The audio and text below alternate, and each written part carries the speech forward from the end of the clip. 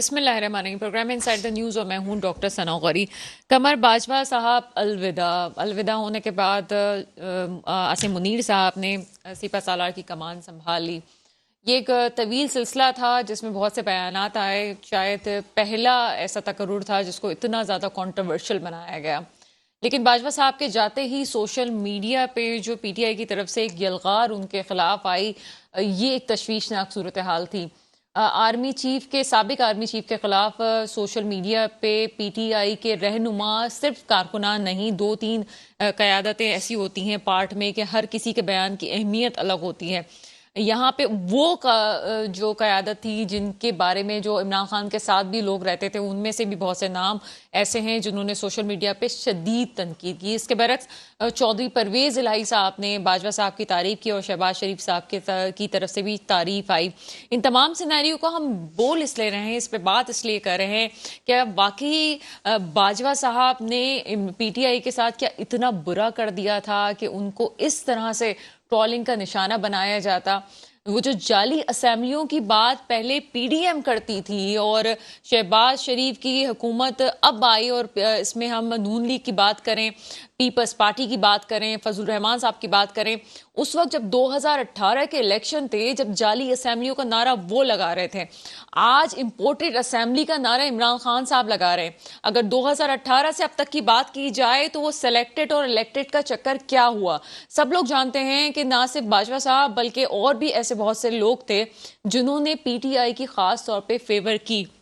शायद उसका ही नतीजा था कि आज उस फेवर की वजह से मुख्तलिफ किस्म के इल्ज़ामात का सामना करना पड़ा है। माजी की गलतियों से हमने सीखा नहीं है, लेकिन अब शायद सीखने का वक्त आ गया है। फौज को भी उस इदारे के तौर पे सामने आना चाहिए और आती रही भी है, लेकिन सियासत से दूर रहना अब नहायत ज़रूरी हो गया है।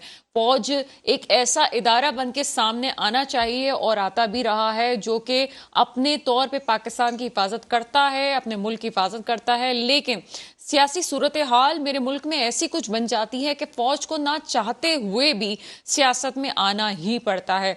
आगे भी कुछ ऐसी हालात हैं, जब नए आर्मी चीफ का तकर्रुर हुआ तो हम ये समझते थे कि मामलात काबू में आ जाएंगे, लेकिन हुआ कुछ नहीं। इस तरह से इमरान खान साहब ने जैसे कहा था कि वो सरप्राइज देंगे, इस दफा लगता है कि इमरान खान साहब ने कुछ वाकई एक बड़ा सरप्राइज दे दिया। और सरप्राइज ये था कि वो असेंबलियां तहलील करेंगे।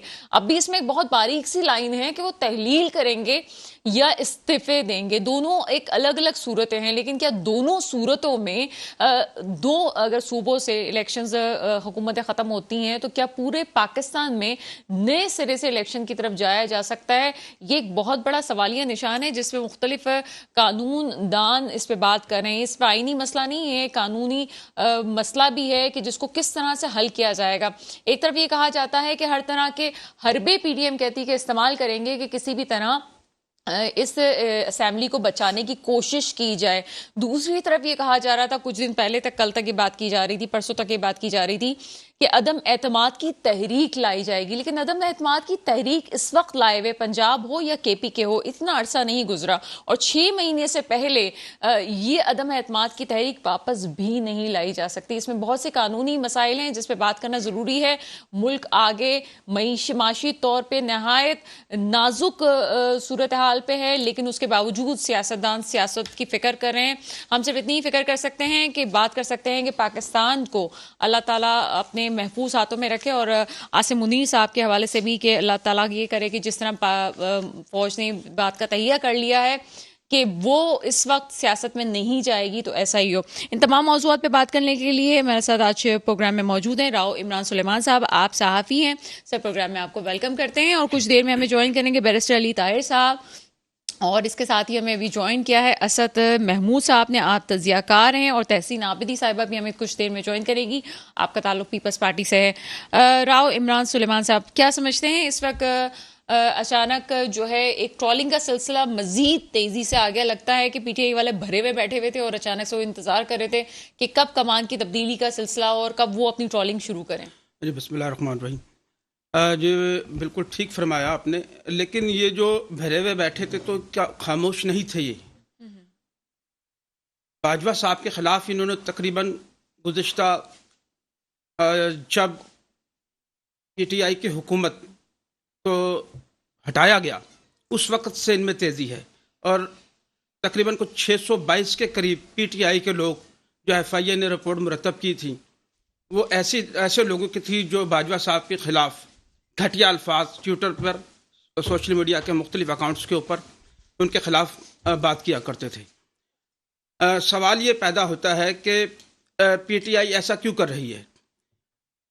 अगर आप इमरान खान साहब चाहते थे कि बाजवा साहब जिस तरीके से 2017 में, ये वो भी अच्छी तरीके से जानते हैं कि वो किस तरीके से इलेक्शन जीते हैं। आपने बात की कि ये हमारे आईएसपीआर भी कहते रहे कि फौज जो है वो सियासत में अब मदाखलत नहीं करती, वो उससे अलग हो गई है। लेकिन मैं ये पूछना चाहता हूँ कि खैबर पख्तूनख्वा की 115 नून लीग में, वहाँ जो नून लीग किसी खंबे को भी खड़ा कर दे तो उसको हरा नहीं सकते, वहाँ से 297 पीटीआई के वो लोग जो कौंसलर नहीं बन सकते थे सिंध से, वो 26 और पेशावर की बात करें 115 और 2 हैं आपके दूसरे सूबे से। अब सवाल ये पैदा होता है ये लोग कैसे जीते थे? कौन सी ऐसी मदाखलत थी जिसकी वजह से ये इक़्तिदार में आए थे? अब तो खुल के हम ये बात कर सकते हैं ना कि सिर्फ बाजवा साहब नहीं थे, बल्कि अभी भी जो सपोर्ट है खान साहब के मौजूद है अंदर। किसके लिए? इमरान खान साहब के लिए फौज में फौज के अंदर एक बहुत बड़ा ग्रुप ऐसा है जो पीटीआई के हक में रहा है। ये वो ताकत थी जो आजम सवाती को इस तरह के अल्फाज निकालने पर मजबूर करती रही, इमरान खान साहब को हिम्मत देती रही, वरना आज तक इतना खुलकर कभी भी नहीं बोला गया। लेकिन जो बताया जाता है कि फैज़ हमीद साहब के हवाले से जिस तरीके से आसिम मुनीर साहब को डीजी आईएसआई के ओहदे से हटाकर उनको लाया गया और उसके बाद पीटीआई के बहुत सारे मामलात में बेहतरी आई, और क्या वजूहात थी जो आसिम मुनीर साहब को हटाया गया, और वो क्या वजूहात थी जो इमरान खान साहब ये कहा करते थे उन 6 लोगों के ऊपर, जिसमें सभी मतनाज़ा थे कि नवाज शरीफ साहब या पीडीएम के लोग ऐसे आर्मी चीफ को लाना चाहते हैं जो उनके मुकदमात पर पर्दा डाले। आसिम मुनीर साहब का कोई जाती इसमें खिंचाव नहीं था इमरान खान साहब से। एक फराग साहिबा का केस था जिसकी इंक्वायरी हुई थी और कुछ और केसेस भी थे जिसपे इमरान खान साहब के जो आसपास के जो लोग हैं उन्होंने ये बात कही थी, जब उनको ज्वाइंटर नहीं है, वो बात ही उनकी नहीं है, तो वो उस केस पे क्यों कार्रवाई कर रहे हैं। लेकिन कोई पर्सनल ऐसी बात नहीं थी। आसिम मुनीर साहब के बारे में हर कोई ये जानता है कि वो पॉलिटिकल चीजों से दूर रहते हैं और एक खास तौर पे फौजी एक जुमला था कि जो उन्होंने कहा था कि आप सियासतदानों का आपस का मसला है, फौज को इसमें मदाखलत नहीं करनी चाहिए, तो उन्होंने ये जुमला अदा किया था। इससे ज्यादा तो मेरे पास कोई इसकी रिपोर्ट नहीं है, जो कि इमरान खान साहब को सख्त नापसंद थी ये जुमला। और उन्होंने फिर किसी तरीके से 8-9 माह का उनका अरसा हुआ था और फिर उनको साइड लाइन करके फैज़ हमीद साहब को लाया गया और फिर सोशल मीडिया पर फैज़ हमीद साहब के जो चर्चे, उन्हें हीरो बनाकर जिस तरीके से पेश किया गया, और जो फैज़ हमीद साहब ने जो कारनामे अंजाम दिए, अगर वो कुछ अरसे आसिम मुनीर साहब रहते तो जाहिर है उनकी क़ियादत में वो कारनामे सर अंजाम पाए जाते। फौजी क़यादत कोई भी हो, हमारे मुल्क के तमाम फौजी और जो भी इस लेवल पे पहुंचते हैं उनमें से किसी की भी सलाहियत पे सवाल नहीं उठाया जा सकता। ये आज जो कुछ हुआ उस पर भी मजीद बात करेंगे। मेरे साथ इस वक्त असद महमूद साहब हैं। असद, आपको मेरी आवाज़ आ रही है?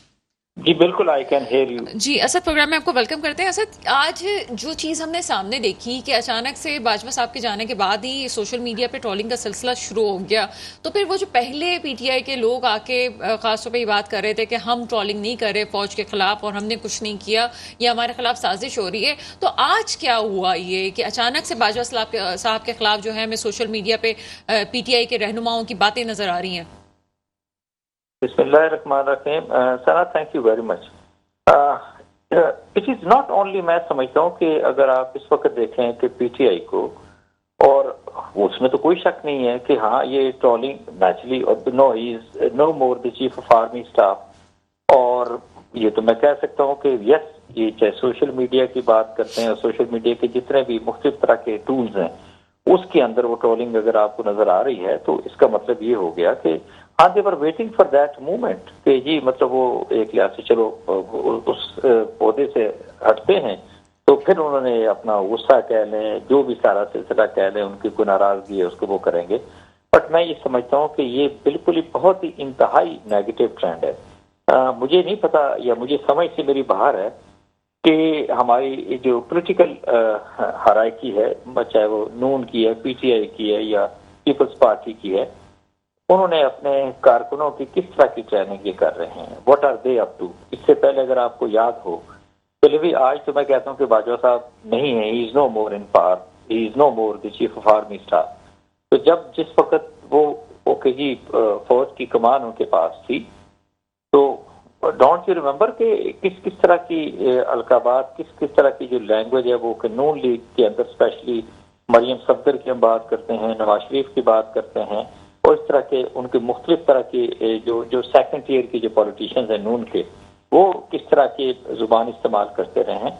मैं आपसे सिर्फ इतना अर्ज करूंगा कि सब हो यहाँ हमारे यहाँ पाकिस्तान के अंदर ना एक ट्रेंड आ चुका है, चाहे वो मेन स्ट्रीम मीडिया की बात करते हैं, चाहे वो उसकी पॉलिटिशियंस की बात करें, और for that matter social media की बात करें, कि वो आसान टारगेट जिसको देखते हैं, हाँ जी बस ठीक है कोई भी काम है उसको आप आर्म फोर्स या स्पेशली फौज के सिलसिले में डाल दो, खाते में उनके डाल दो, और उसके बाद क्रिटिसिज्म कर दें। मतलब सोशल मीडिया पे आप यकीन मानिए जिस तरह के आप ओवरऑल मेम्स को देखते हैं, जिस तरह के आप ओवरऑल मैसेजेस को देखते हैं, ये सारा कुछ आप उठसे कि आपको ऐसा लगता है कि पाकिस्तान के जो दुश्मन है या इंडिया की स्पेशली अगर हम बात करते हैं या उनके नैरेटिव की बात करते हैं, तो मेरा ख्याल है उनको तो कुछ करने की जरूरत है, कोई तरह नहीं रहेगी। बिल्कुल। और अगर तरक्की याफ्ता ममालिक की बात की जाए तो तरक्की याफ्ता ममालिक में वो जो आज़ादी हम कहते हैं, इज़हार राय आज़ादी, वो एक हद तक महदूद कर दी गई। वो ये जो प्रैक्टिस अभी हम यहाँ पे देख रहे हैं वो शायद 50 साल पहले वहां पे हो चुकी, 25 साल पहले वहां पे हो चुकी।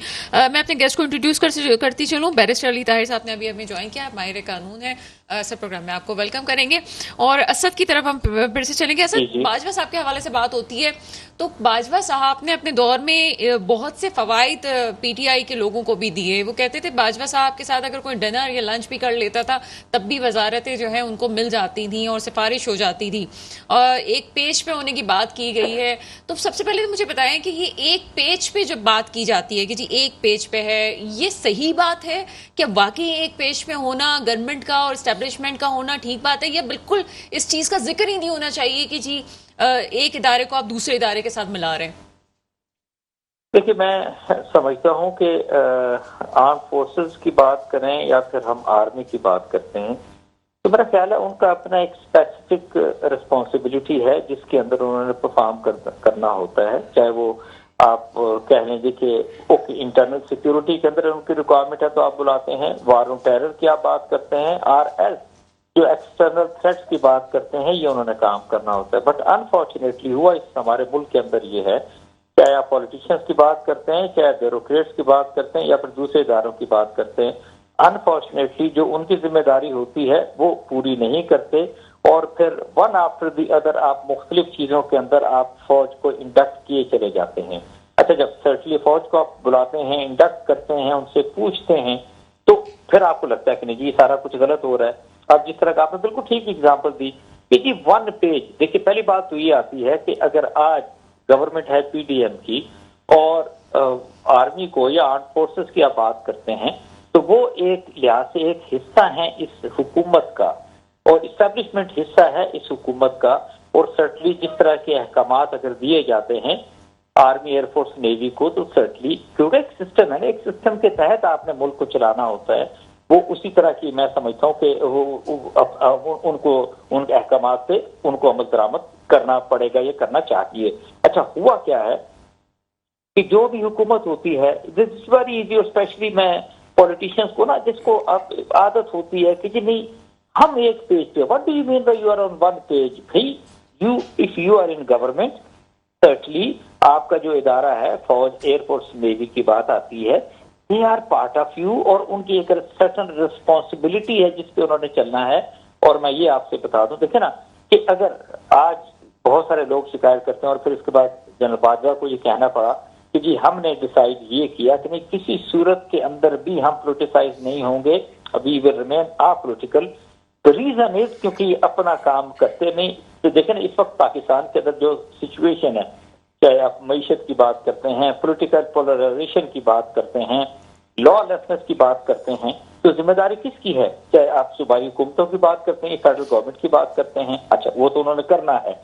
अगर उनके अंदर इतनी सीरियसली टेम्परेचर है, पॉलिटिकल टेम्परेचर इतना राइज कर गया हुआ है, तो क्या इनकी जिम्मेदारी नहीं होती क्या कि वो इकट्ठे बैठें, डिस्कस करें, डायलॉग करें? व्हाट इज बिल्कुल ऐसा ही है। असद, इस हवाले से बहुत कुछ कहा जा सकता है। एक शॉर्ट ब्रेक का वक्त हुआ है, ब्रेक के बाद यहीं से कंटिन्यू करते हैं।